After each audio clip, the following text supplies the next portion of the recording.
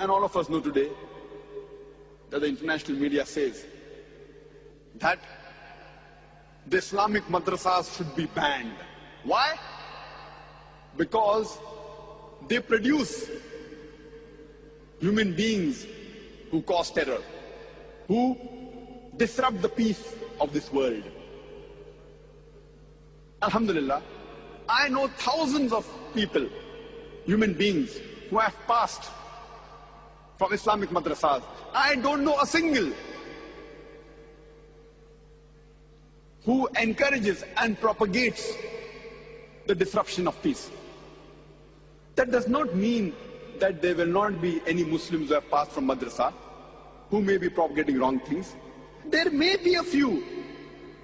Surely it will be less than 1%.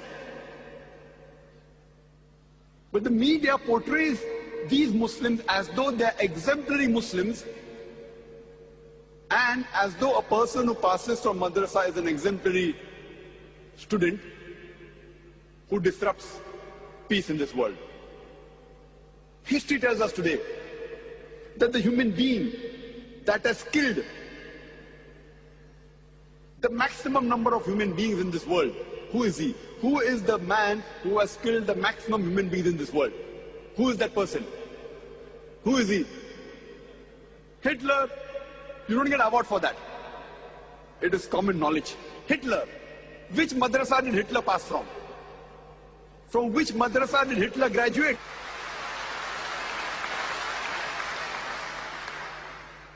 And you go down history, we know Mussolini, he has killed thousands of human beings. Which madrasa did he pass from?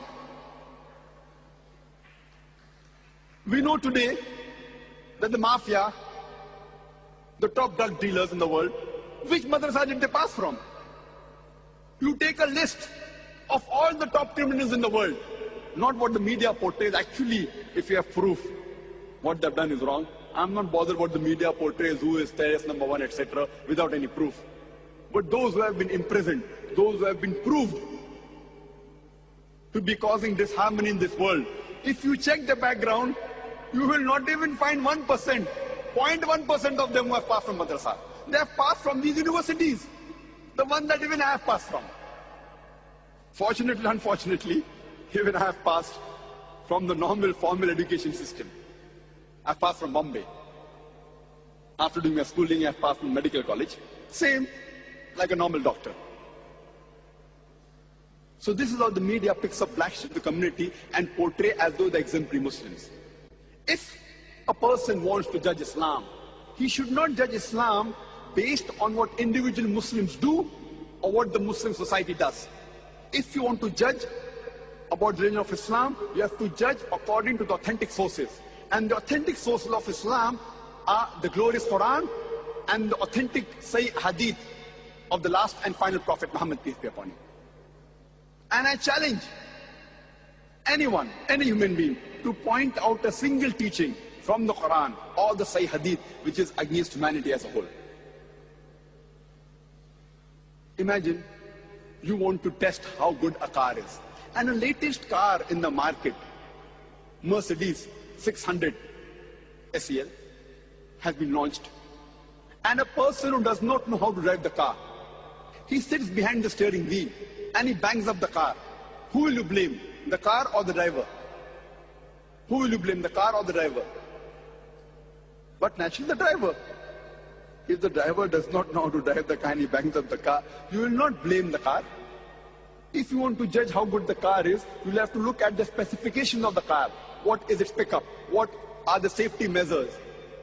What is the speed? What is the gear ratio? And then you can tell how good the car is. And really, if you want to have a test drive, you put behind the steering wheel an expert driver. Similarly, if you want to observe any Muslim regarding how good Islam is, the best example we have is Prophet Muhammad Sallallahu Alaihi Wasallam. Don't look at me. Don't look at me how good Islam is. Don't look at the other Muslims or what the individual society does. Look at an expert driver or a person who knows how to follow Islam in totality. And that was